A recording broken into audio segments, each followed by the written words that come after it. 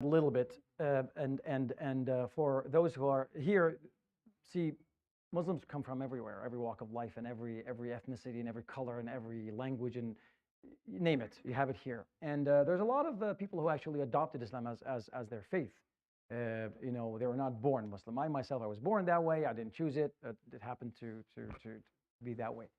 But I think it's a good opportunity for all of us actually to renew our faith.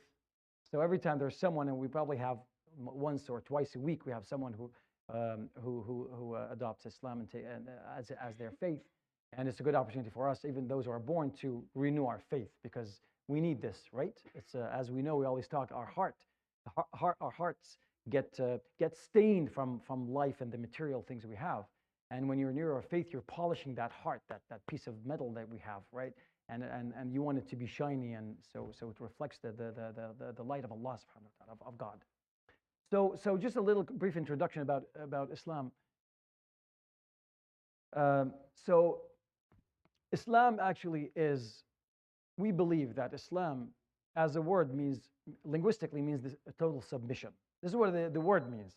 But it became the name of this religion that we have. And we believe that Islam is the religion of truth, the religion of all prophets, of everyone. And we believe that the first prophet that was sent to us is Adam. We call him Adam, right? And he's the first man on earth, and he was also a prophet. And he was sent with this religion, which is the unity of Allah, the unity of God. This is what we believe. And Allah, our God, has been communicating with people through prophets, starting from Adam, going through all the. If you come from a Christian background, then you would know all the biblical prophets. Name them, all of them, right? From Adam and Noah and Yunus and Yusuf and Joseph and Moses and Jesus, ending up with the Prophet Muhammad, who we believe he's the last. He's the seal of all prophets. There's no prophet after him, and he was sent to all mankind. So number one is the concept of God in Islam. We believe that Allah, that's his name, is unlike his creation. He's not a man, he's outside his creation. He's not inside his creation. Allah has created this world with the physics and the laws and all that, and it doesn't apply to him. Allah subhanahu wa ta'ala doesn't have a beginning, doesn't have an end, and he's continuous. We cannot fathom, because our brains are not created in a way to fathom the concept of God.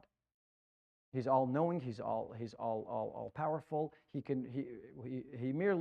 Allah merely wills it, and it happens. Doesn't need any intermediary between him and his creation. So that's the concept of Allah, and he created us for a reason. He created us because he loves us. So we can live this life 60, 70, 80 years, be good, and then after that, we believe that after you die, you meet him. And then when you meet him, he's going to judge you. He's going to, okay, well, you've been, Connor, you've been doing well. These are okay. You have a lot of good deeds. Good. You go to heaven, right? So that's the first article of faith, that you believe in Allah, in God, that he's one, he's not three, he's not 10, he's not incarnate in anything. He's just separate and unlike any of his creation. And that Allah, God, has been communicating with us through prophets. We have to believe in all prophets, starting from Adam to the Prophet Muhammad, including Jesus. We believe Jesus is a man. We don't believe he's part of God. We don't believe he's son. We don't believe he's God incarnate. We don't believe in that, because we believe that Allah subhanahu wa ta'ala doesn't need anyone to die for anyone's sins. You sin, you are held responsible, right? We don't believe that I have to take someone and crucify him or kill him in order so someone else can get redemption. We don't believe in that. We believe that Jesus was one of the mightiest messengers of God. You're not Muslim if you don't believe in the Prophet Jesus, right? Right, and all prophets. So we believe in them.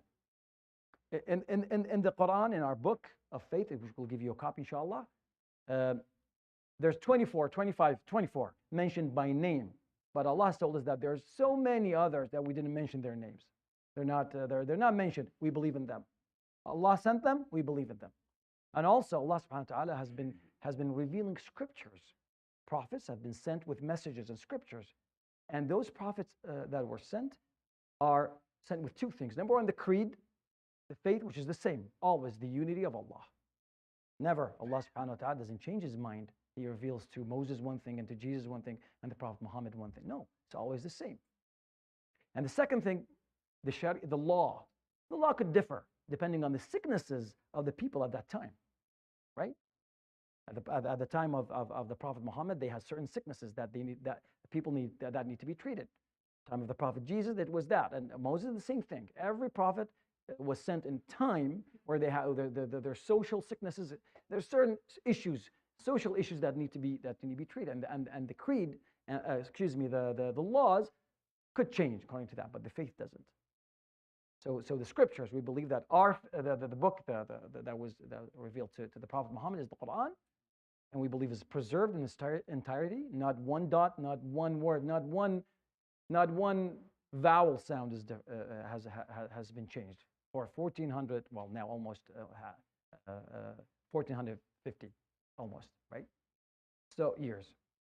And also we believe that in the Injil, in the Gospel of Jesus, that was given to Prophet Ishaa, that's his name, and also the Torah that was revealed to Prophet Moses, and all the prophets had some sort of scripture that was revealed. Even if it wasn't preserved, we believe in the original that was sent.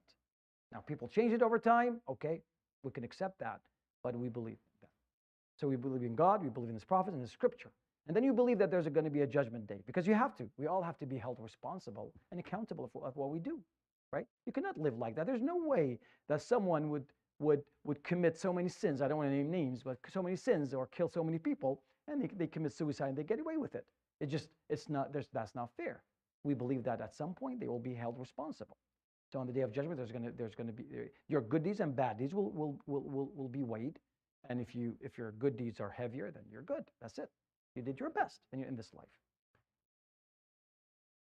So these are the things, and also we believe in the unseen. So part of the creed of Islam that we believe in the unseen. Allah subhanahu wa ta'ala not only created the seen, what we only see, what we only perceive with our vision, and we hear with our ears. No, but Allah has created other things that we don't see, the angels and all these worlds and the unseen.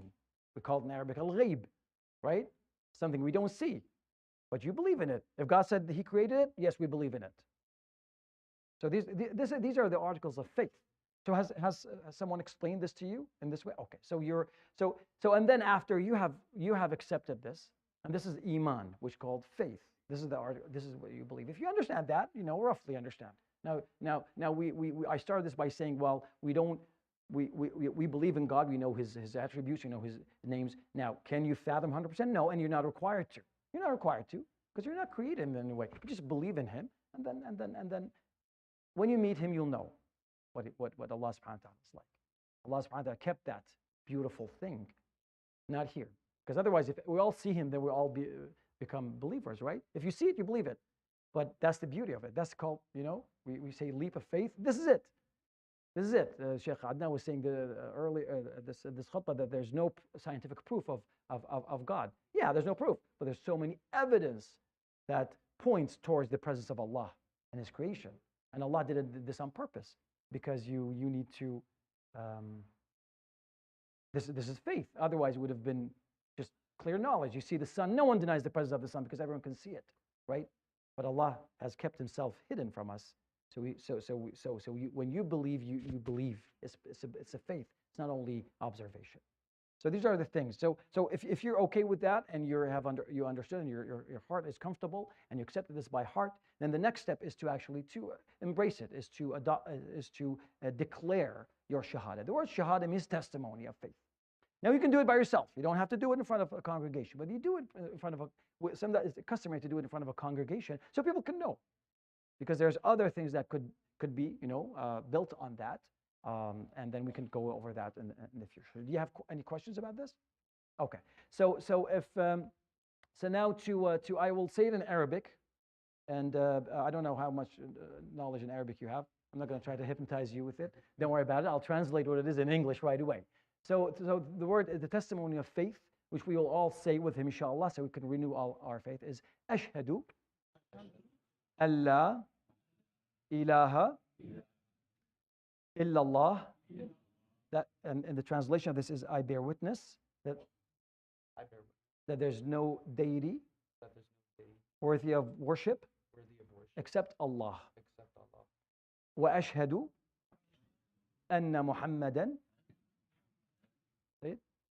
أن أن محمدا رسول الله. And I bear witness that Muhammad is his prophet and messenger. Is the prophet and messenger. And that's it. Welcome to this big fun. Allahu Akbar. So this is one of, and I always say this. This is, you might feel it or not. I don't know, but this is the best day of your life. This is it, because the prophet, our prophet, there's a lot of narrations of the Prophet Muhammad. And one of the hadith, one of the narrations, he says, "Al-Islamu yajubu ma qablahu," that embracing Islam will erase everything before that. So now you're like a baby, clean slate. So now you're better than us actually, because now you're clean. So and I pray Allah subhanahu wa ta'ala for you to solidify your faith and to keep you solid in it. And the first thing, one of the most important things in embracing Islam is knowledge. You have to learn. You have to, and we have here a lot of activities. There's a lot of classes between certain times of prayer and all that. You have friends who are? Yeah. So we'll talk to them to teach you how to do prayer, inshallah. Yeah. Somebody embrace Islam is what if they did turn to hasanat to deed, not just clear. That's even better. He gave you even a better deal. That could be, yes, of course. If yes, you're right. You're absolutely right. Yes. Yeah.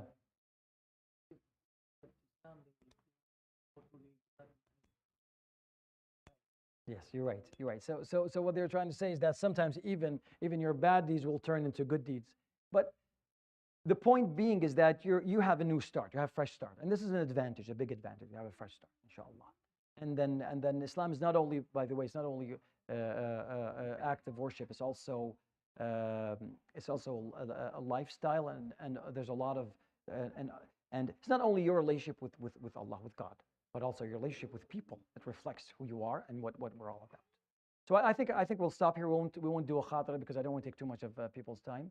But this is a great opportunity. It was it was my honor really to do this. Thank you very much.